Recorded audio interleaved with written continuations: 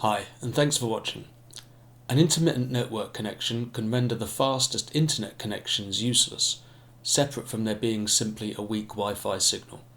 Today's tutorial is a guide to using the ping command to help diagnose such issues.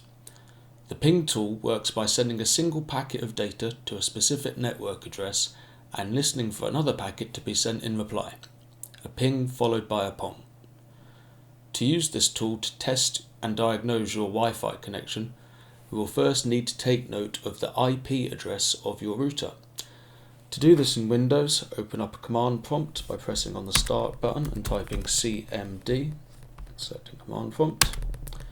In the command prompt, type ipconfig, press return, and note the default gateway listed under your wireless LAN adapter.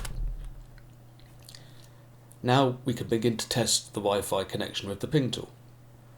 Type ping space -t into the command prompt, followed by the IP address of your router or default gateway, and press return.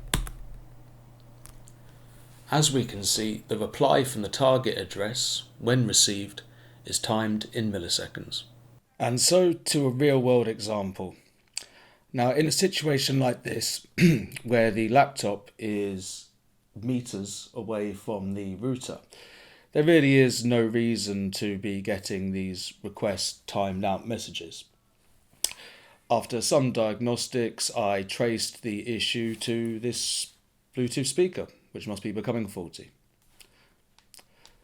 I hope this has been useful to you. Thanks for watching.